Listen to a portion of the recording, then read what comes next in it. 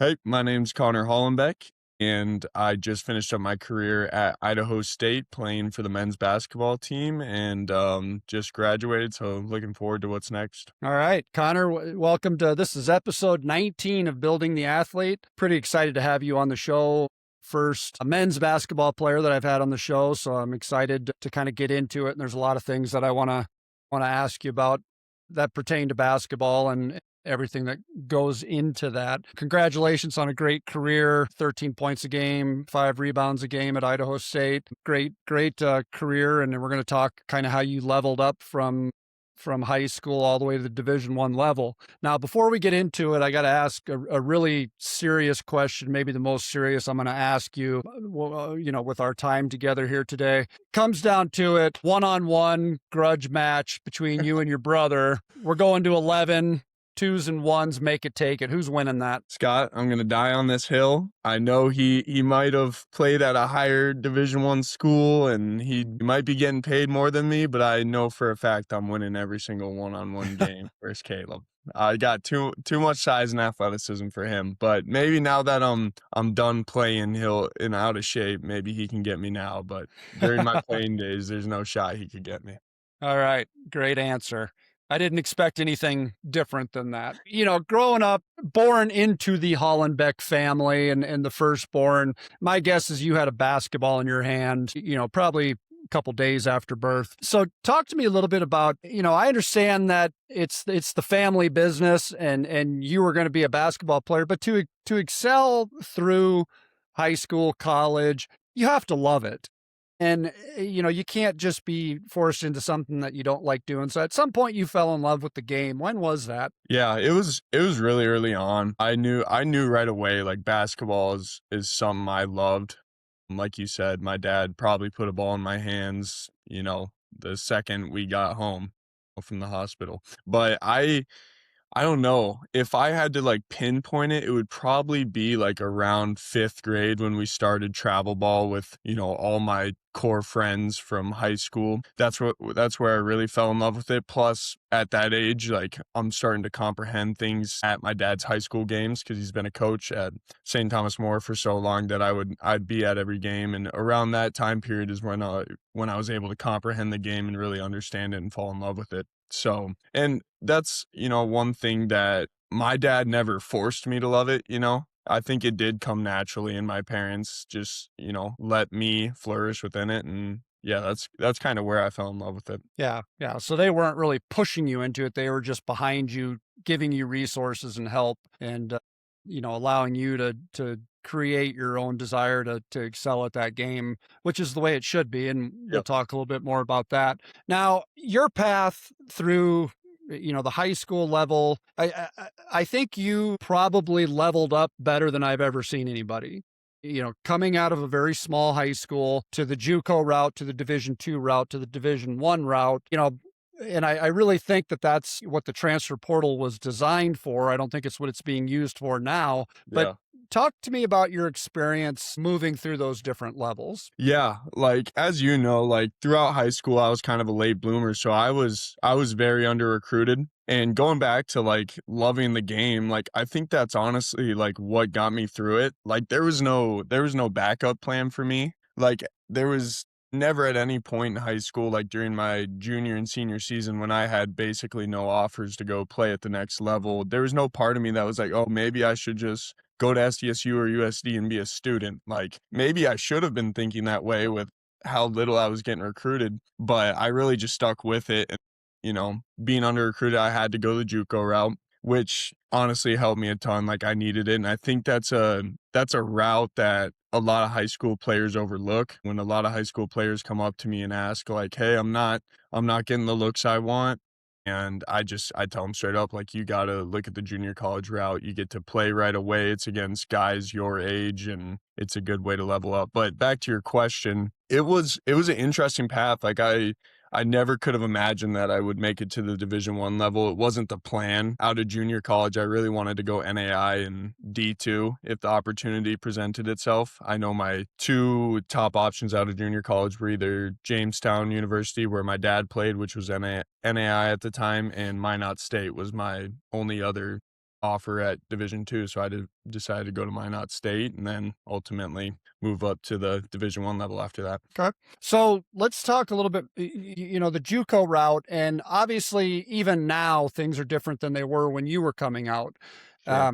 With the transfer portal, there's just so many 22 and 23-year-olds that are in the portal that they're taking up a lot of the D1, D2 looks. And I've seen guys, that 5 years ago would have been a for sure D2 prospect that really are getting no offers. Yeah. And, so you're hearing the conversation more and more about the JUCO route, but really, I mean, the way I look at it, you just need to get your foot in somewhere where you can play and excel and then, worry about moving up.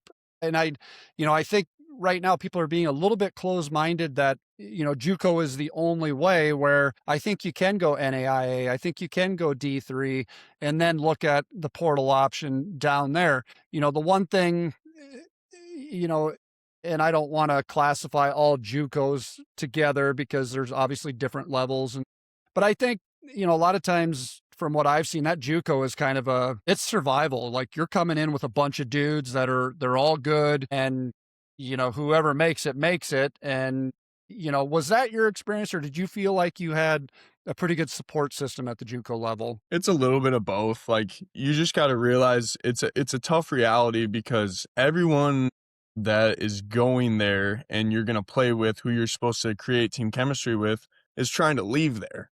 Like, no one wants to be there. Everyone wants to be at a 4-year, just like all the, players they admire. So there's that reality. Like, I thought I handled it well. It was a little bit different going from K through 12 at St. Thomas More to a public junior college. Like, that was a shock to me right away. But I thought it was some of the best times of my life as far as playing basketball. I learned a lot. I think I developed well. Like I said earlier, I was a late bloomer, so I still needed time to develop. Like, I think I grew an inch and a half in junior college, so I wasn't even fully developed, and that bought me a little bit of time before I can move up to the next level. The JUCO level, there's a lot of tough realities with it, and you're gonna find some teammates that from the start just don't like you because they don't want to be there. Like, that's just the reality of it. Your competition. Yep, exactly. So, what other you had mentioned just some other things that you faced going to JUCO. What were some of the things that caught you off guard that you weren't ready for or you hadn't experienced? Yes, the first is speed and athleticism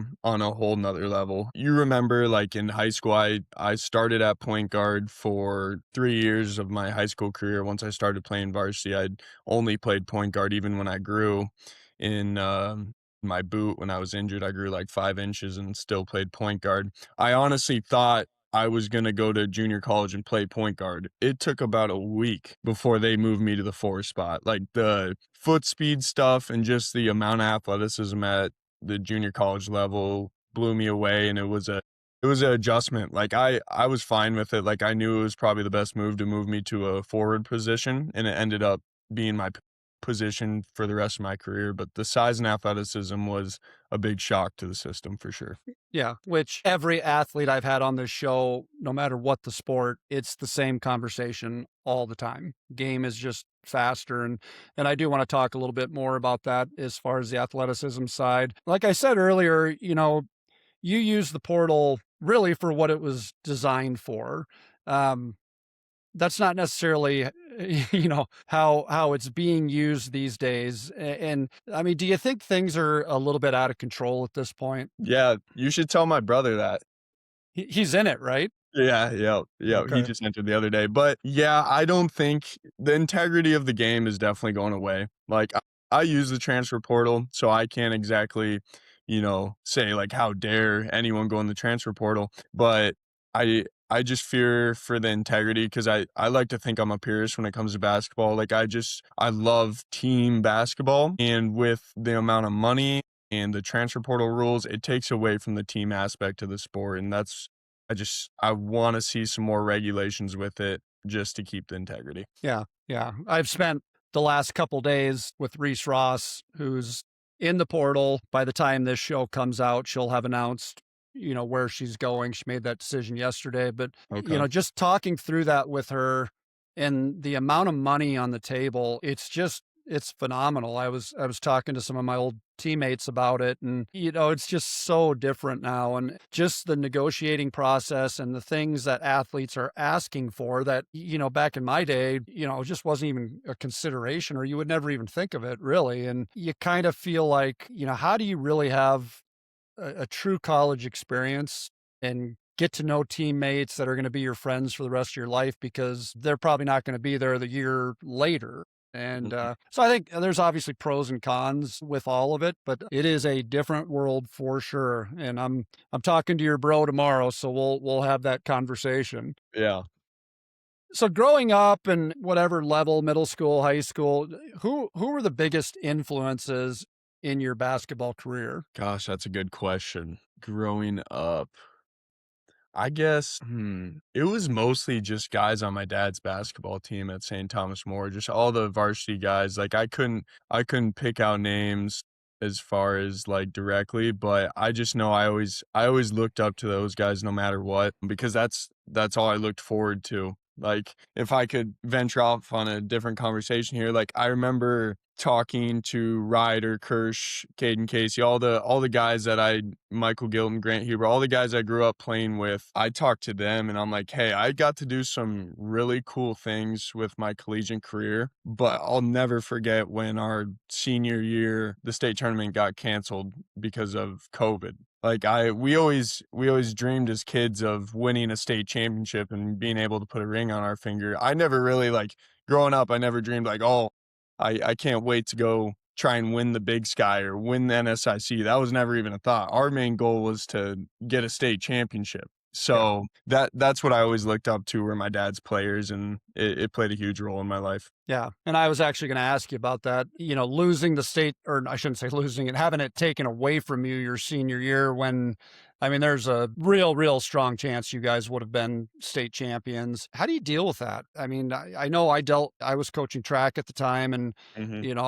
I had a girls and boys teams that they would have both, repeated because they had won several before that, and it was the same group, and those Mhm. kids all lost their, that last state track meet. How did you deal with that? Yeah, I still think about it weekly, honestly, as tough as it is to admit.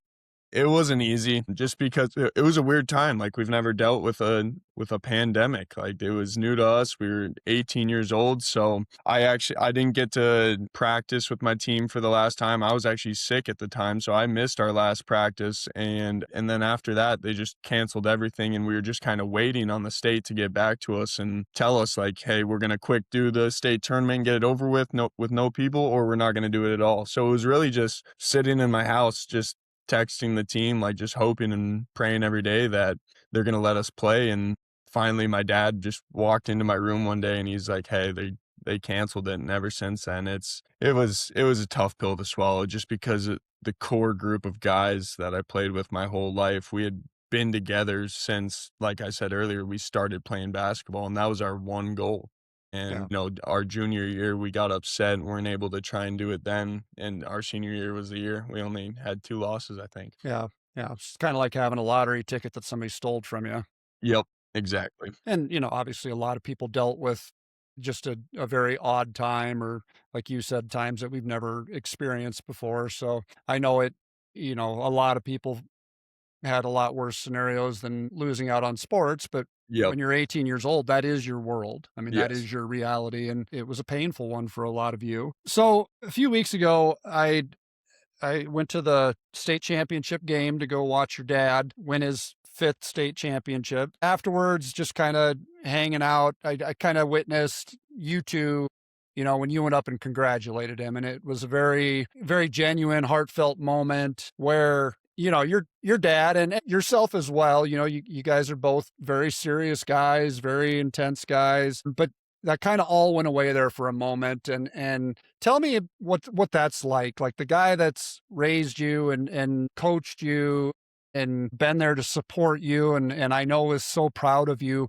What was it like watching him win a state title? Now you're in the stands as a fan. Yeah, well, first it was weird Like, I just like watching him coach a different team, like, that's what I was hearing from all the St. Thomas More people and people in Rapid just coming up to me like, "Yeah, this is just odd watching your dad coach another team." It was weird for me, like, sitting in the fan section for West Central compared to and just seeing no familiar faces.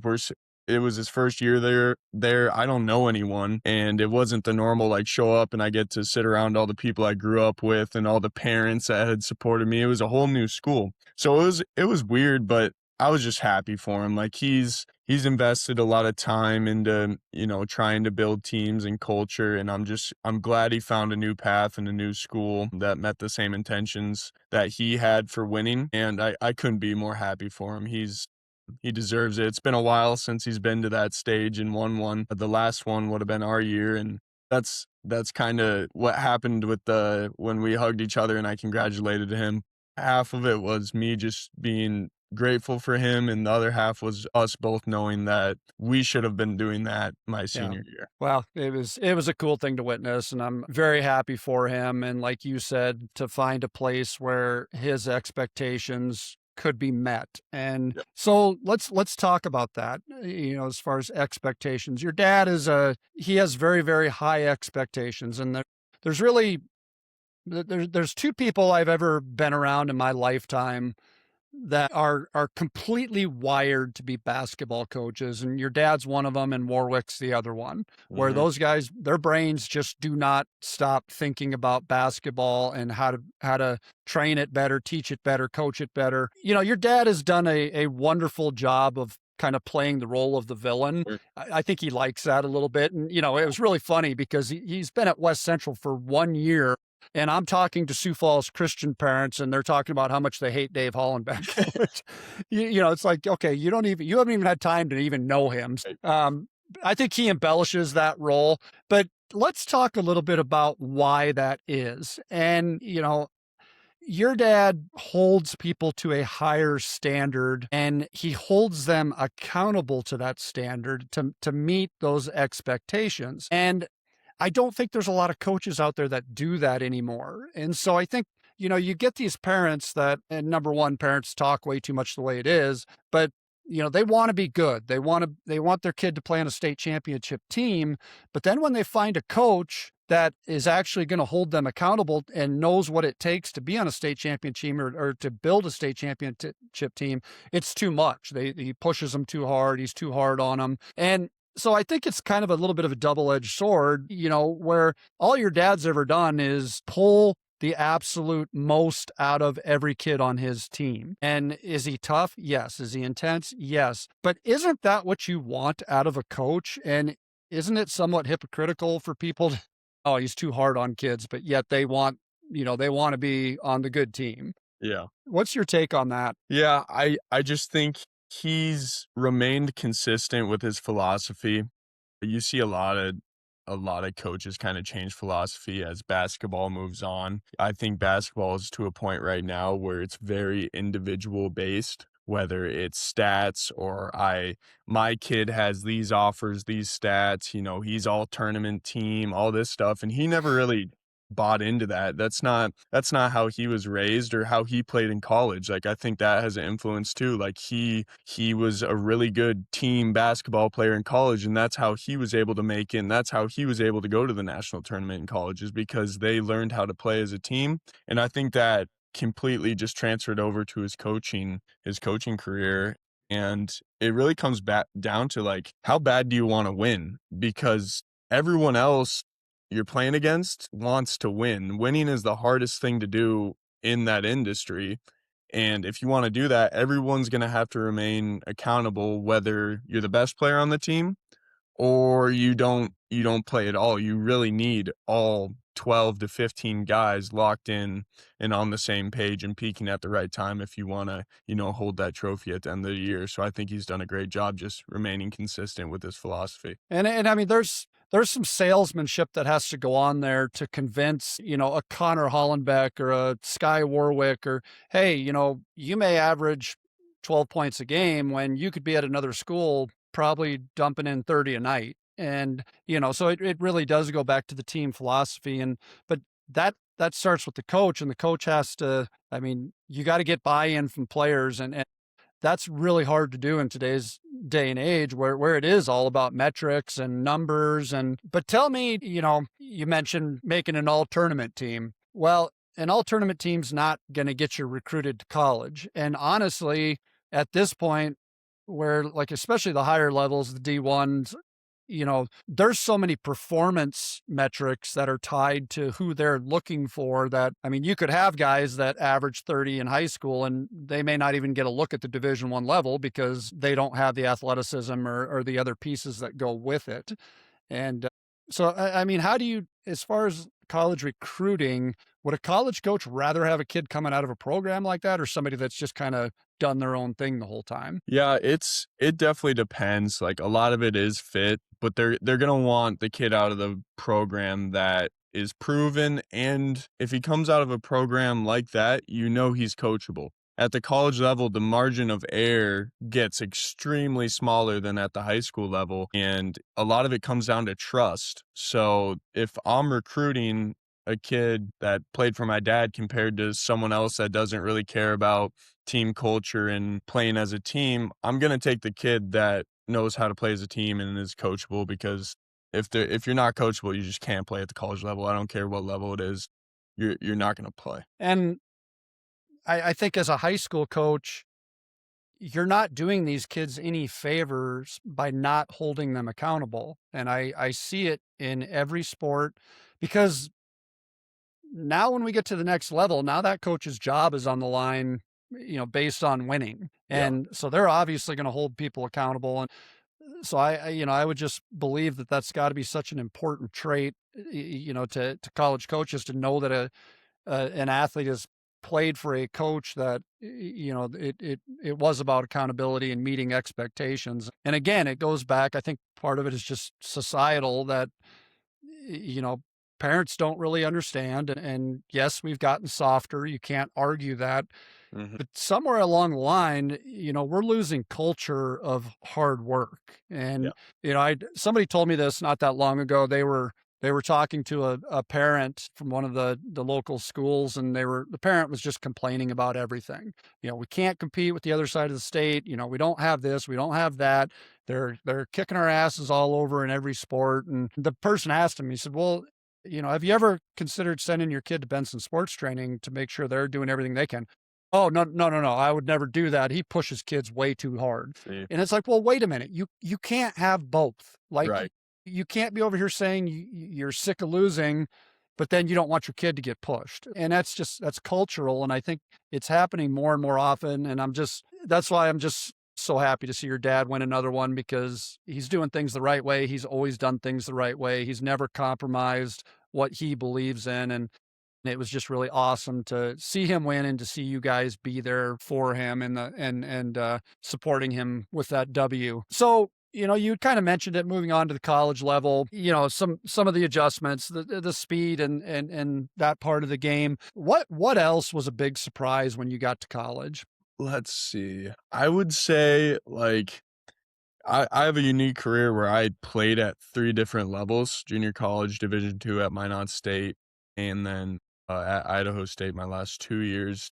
The thing that surprised me, and I already kinda knew it when I played at Minot State, transferring from Minot to Idaho State, the only difference in the game was size and athleticism. The IQ, the skill, the quality of basketball really is the same. There's a very, gray line between a very good Division II conference like the NSIC and a mid-major like the Big Sky Conference. A lot of kids don't realize that. They're, you know, constantly chasing the D1 tag or the D1 title, I should say. And a lot of them don't realize like there's a lot of Division II conferences out there that can compete with Division I mid majors. Yeah. So this is talking about Division 1 and I think to put things into you know to reality purpose, we live in a small community, I would say, a city of 75, 80,000 people.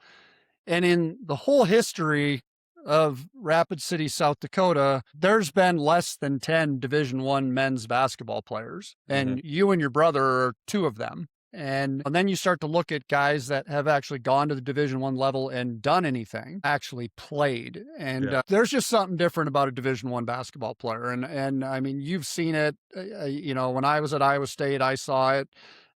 Those Power Four guys, agree or disagree. I mean, there's just a genetic component there that, I mean, they're just different. Yeah.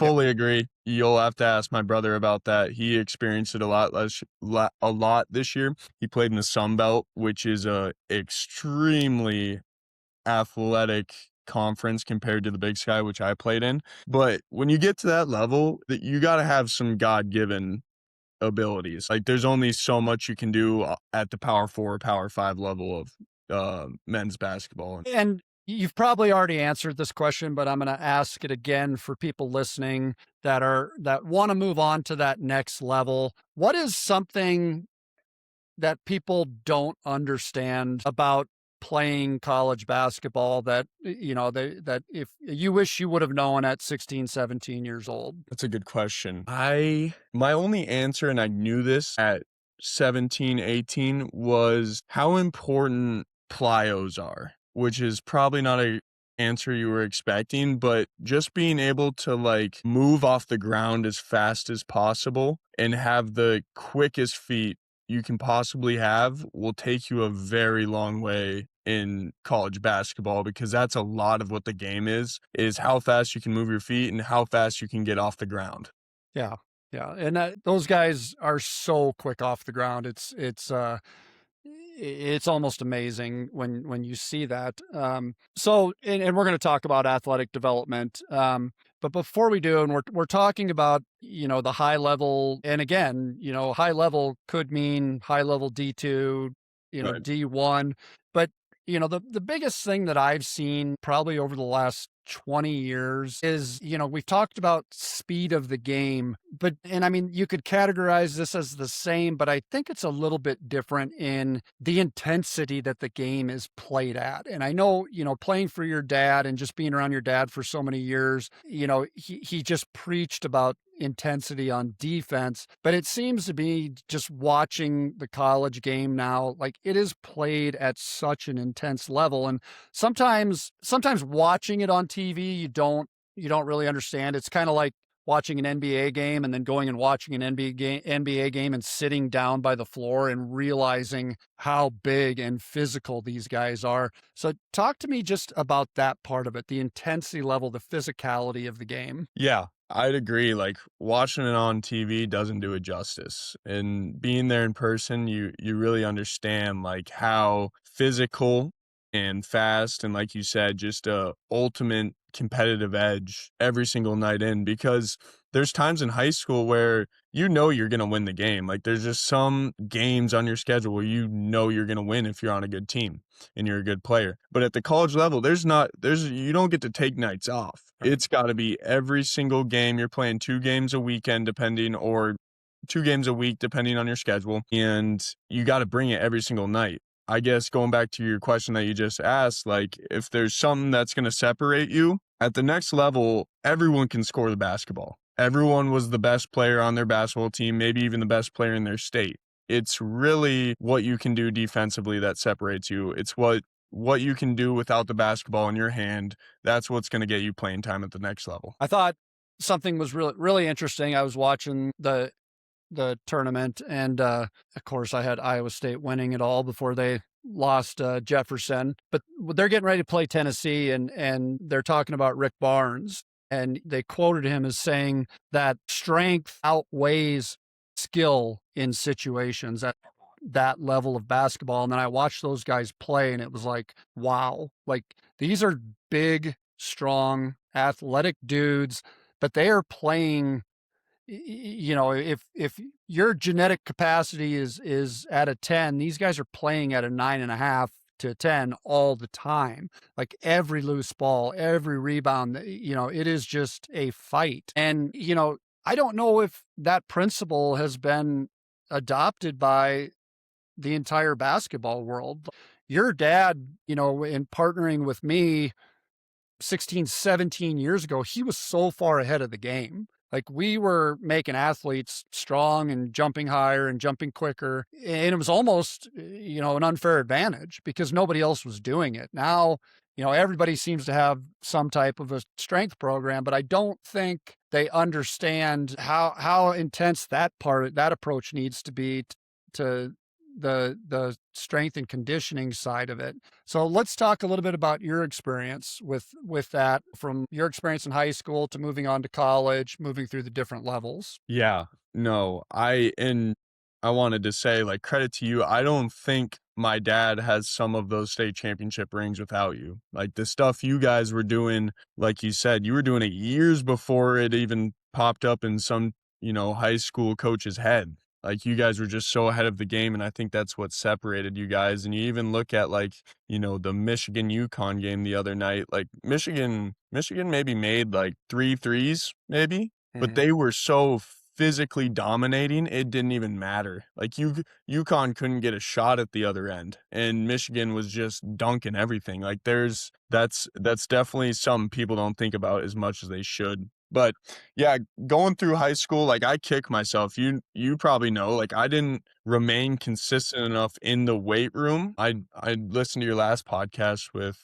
Reese Ross, and you guys were talking about, consistency, and that's something you struggle with, is trying to get kids to remain consistent. And that's something I kick myself for not doing as good as a job as I could in high school. Like, I feel like there was times I was bought in and it really helped me, and I was always feeling in the best shape of my life when I was consistent, but there's times I fell off. And it really took me a couple years to mature and realize, like, gosh, like, if I would have really committed myself like a guy like Jacob Hyde in high school, who knows where I'd be playing at the last 2 years or my whole career. Like, it's something that's so important, strength and conditioning. And I didn't fall in love with it really until my senior year with you, and it kind of flourished. Junior college was an interesting experience. Our assistant coach was our strength and conditioning coach and didn't know much about it. So I really had to be on my own, and I wouldn't have been well off without the knowledge I gained from you, because I just wouldn't know anything. He didn't know much about it. We were doing really basic stuff that didn't isolate things we needed it to. And then once I got to the D2 and Division I level, where we actually had strength coaches dedicated to the basketball team, is really where I saw my body change. Yeah. I saw a cartoon the other day, and it showed, and you've probably seen something like this before, but it was about basketball players, and it had like 4 different lines, and like the line on the far left was playing in tournaments. And there's a line that's just wrapped around, huge line. The next one was camps, tons and tons of kids in there. The next line was for skill development. There's about a quarter of the amount of people. And then the last line was for athletic development or strength training. And there's about 2 people in that line. And I think that's a real illustration of basketball. And I want to get to that. I don't want to talk about that just yet, because I want to talk a little bit more about your experience. You said you were on and off, and the consistency wasn't great, but I think your last couple of years, I think your junior and senior year, you're pretty consistent in there and Yeah. pretty serious about it. I think part of it though, as a freshman and sophomore, like you said, you were a late bloomer. Mhm. And I can remember back when you were 14, 15 years old, you didn't move very well. Like your mobility was not good. You were not explosive. It's not as fun going through all that stuff when you're not very good at it. And you're Yeah. not, you struggle to you can't do a good squat because you don't have the mobility to get into a good position, or, and then but then, by the time you're a junior and senior is kind of where I saw obviously a change in your athleticism, and started to move better. And we work a lot of the plyometrics with the strength training, and so you started to jump and started getting better at all that. So do you think, I mean, is that probably a pretty common thing with younger kids, that if you struggle at something, it's really hard to kind of buy into that and have that long range mentality that, like, look, I'm doing this, so when I'm 18, I'm going to be the best, not at 14. Yeah. I think it's hard for kids to understand that, especially if they don't have someone in their life that can, reassure them that that's long term that's gonna work out. Like, I'm having to deal with the same thing with my younger brother, Caden. He's going into his junior year at West Central, and I know when he was a freshman, I think he grew to, like, 6'7", like, he's as tall as me, and he's really struggling with hand-eye coordination, moving his feet quick, and he's super lanky and uncoordinated, and I kinda had to be there for him to let him know, like, "Hey, man, like, it's all gonna come everything's gonna work out as long as you put in the time right now." Like, I know it's difficult and it doesn't feel right, but in a couple years, like, if you stick to this, it's gonna come to fruition. So, yeah, I think if kids just have a good influence in their life and they stick to the process, the universe is rigged where it's gonna work out for you. Yeah. Yeah. Caden obviously, he's growing so fast, essentially your limbs outgrow your brain's reach. Yeah. Like your brain just cannot communicate with and keep up with the amount of growth. And I deal with that with my own kids. And I've my daughter, when she was in middle school, my youngest daughter, she was just like Caden. She was uncoordinated and she couldn't move. And hey, just stick with it. Just stick with it. It's going to Mhm. be okay. And now my son, he's grown like 5 inches over the last year. Big feet. Just uncoordinated, and it's the same thing. It's like, hey. Don't worry about it. Don't worry Yeah. about being the best guy right now.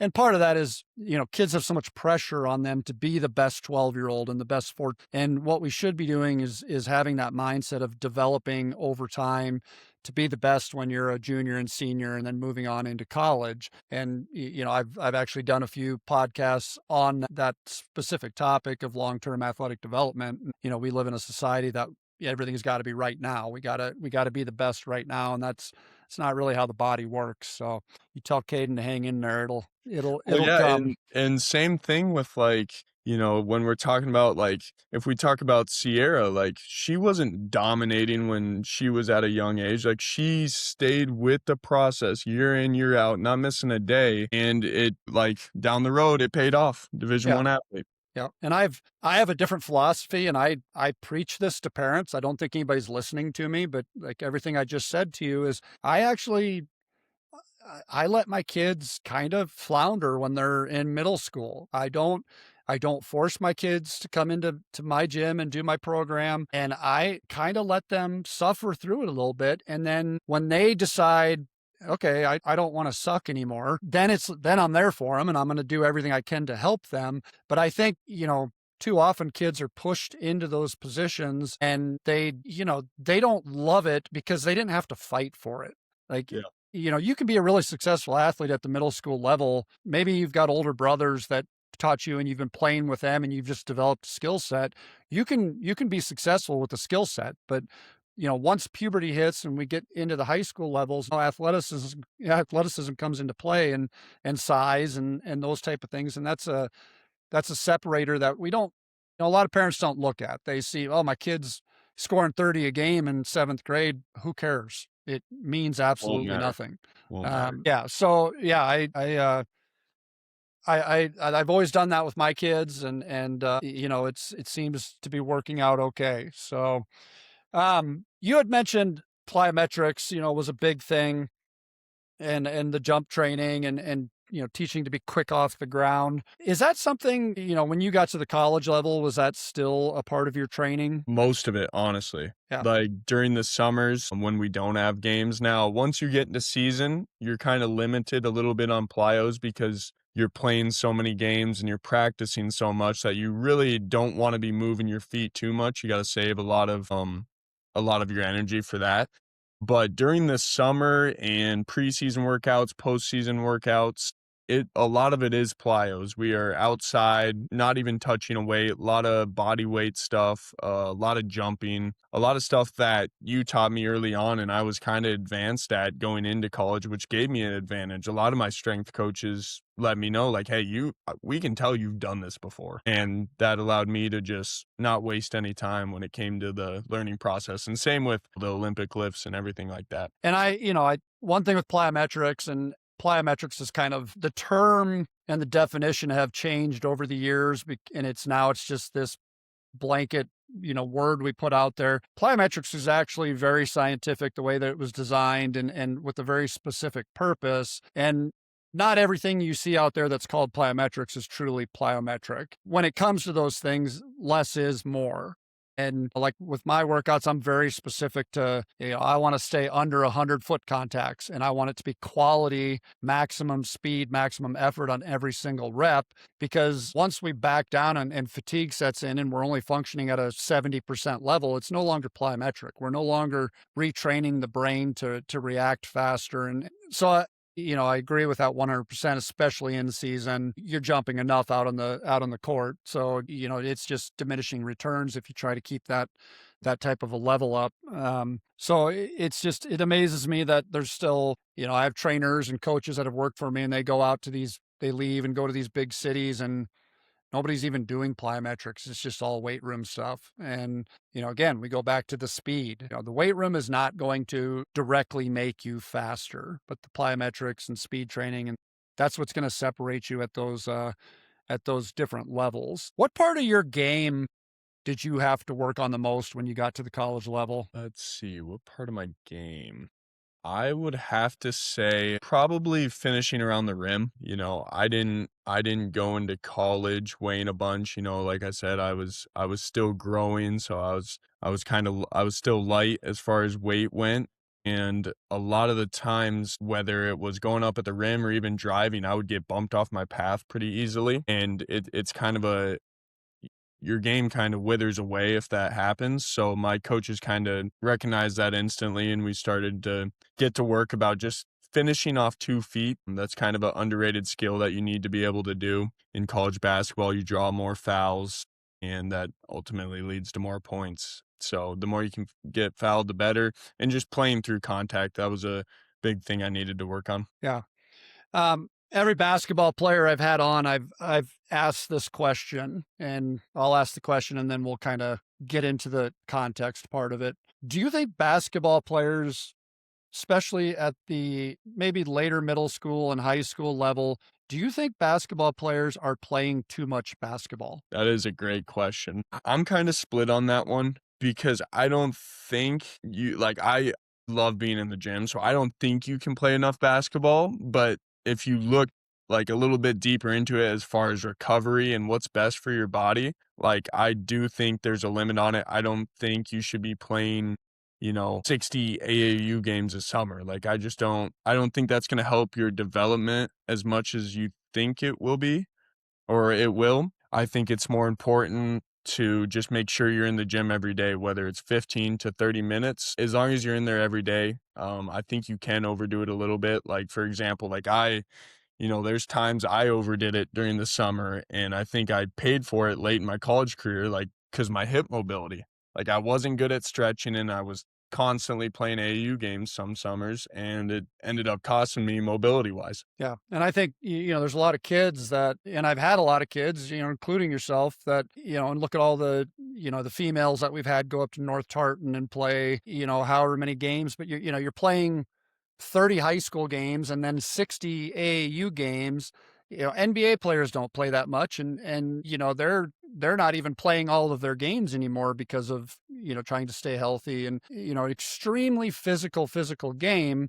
And then what I see on my side of it is, they disappear from March to September because they're playing so much. So now they're not in the weight room Yep. doing those things to help with their athletic development. And so it's really tough. Like I don't give a lot of leeway to a lot of my athletes in other sports that I do with the basketball players because basketball's different. It's a completely different animal to where, and if I find a kid in high school that's 6'4", 230 pounds and runs a 4.6 40, I can find somewhere on the football field for that kid.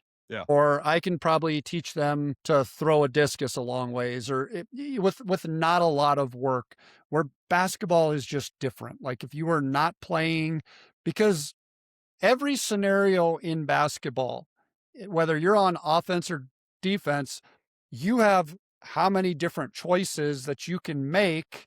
And without repetition and just, seeing those patterns over and over again, you're not going to learn those if you're not playing. So, Right.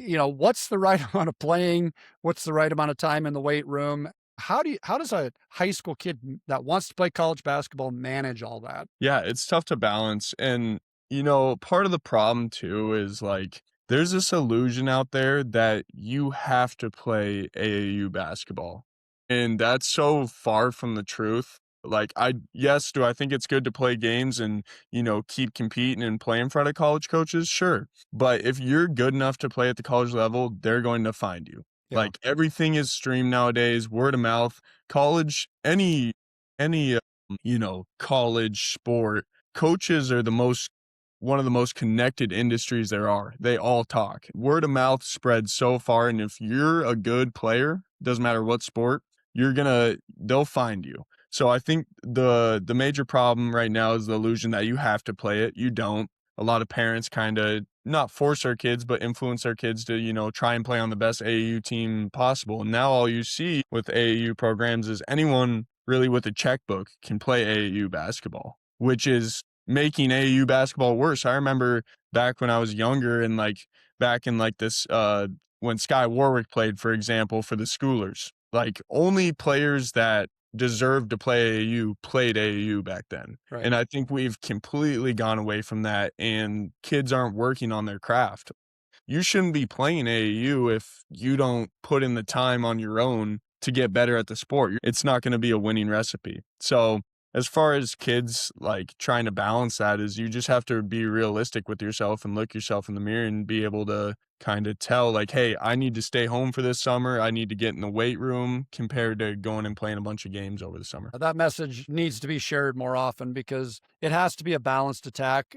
You can play those 80 games a year and want to go play college basketball, but at the end of the day, when that spot comes down, to whatever school you're looking at, and there's a 23-year-old in the portal that's a Yeah, growing man, right. and you haven't spent the time in the weight room, who are they going to pick? Exactly. I mean, you're a 17 or 18-year-old kid, and if you have not worked on getting faster, bigger, and stronger, it's just not going to happen. And is it fair? I don't know if it's fair, but it's the reality of the world now. It's the And reality. so, yeah, I think balance is a great way to describe that. So, what's next for Connor Hollenbeck? Done with school? Done with basketball? Yeah, done, it's weird, I get this feeling in my stomach right about now, like, when you typically start postseason workouts, when you start working for the next year, and I got that feeling in my stomach like, "Okay, we gotta start getting ready," but in reality, we're all finished up, so, just it's weird, I still got a couple more weeks of class till I graduate. I got my bachelor's in business management, and I got my master's in athletic administration, so once I finish up these classes, I'm gonna head back home and we're gonna kinda decide whether I wanna either go down the college coaching route or be an athletic director or work towards being an athletic director at either the college or high school level. I'm not really sure yet, but I'm still very open-minded and still exploring options. Yeah. So, tell me your decision to not pursue basketball at the professional level. What were the factors there? That's a good question. I for the last couple years, I was fully bought in on it and ready to do it. My body feels good. I still, got the itch to compete. But I'm in a serious relationship, so that's always going to play a factor. I'm already, 23 years old and I played 2 extra years of college basketball, so I've been blessed to be able to play more years than I was supposed to. So I'm kind of at the point right now that I really do want to start my profession and, settle down a little bit. I've been away from my family for about 6 years now. I haven't played college basketball in South Dakota, 4 years in North Dakota, and two in Idaho. So I've really missed out on my little brothers growing up and being able to watch them. And, you're going to talk to Caleb tomorrow, and I'm really excited to see where he goes next year. And I can really sit down and watch every single one of his games because we'd honestly be playing at the exact same time. So just being back and seeing family and staying in the States, I think that's kind of where I want to be. Yeah. Yeah. That's very insightful feedback for a 23-year-old. So I'm glad you're thinking that way and thinking about your future, and I'm happy for you to get started and what's next. So okay, the way I finish Yeah, all these shows is with the rapid fire round. let's do it. Okay. So I'm going to ask you, looks like we got about 8 questions here. I don't need you to think about it too long. I just need you to throw it out there. All Okay, right. You ready? I'm ready. All right. Connor Hollenbeck plus 4 people that you pick. They could be dead or alive that you want to take the court with. Okay, LeBron James, Steph Curry. Let's go with sleeper here. Zach Finley and Jimmer Fredette. All right. Who's the best player you've ever faced? Let's see. Has to be someone on San Diego State or maybe UCLA. Probably Sky Clark at UCLA. He was really good. Okay. What's your favorite basketball shoe? Go-to pregame meal?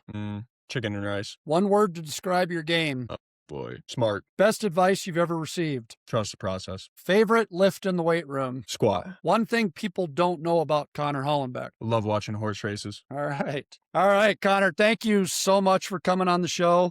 It was great to get caught up with you, and I look forward to seeing more of you when you're back around, and looking forward to talking with your brother tomorrow, and then I got to get Pops on here. Yeah. No, I appreciate you having me on. Just want to let you know, like, you're a huge part of my success, so I can't thank you enough. Absolute honor. You've been killing it, and I look forward to tuning in every week to these episodes. You've been doing a great job. All right. Thanks a lot, Connor. All right. See ya.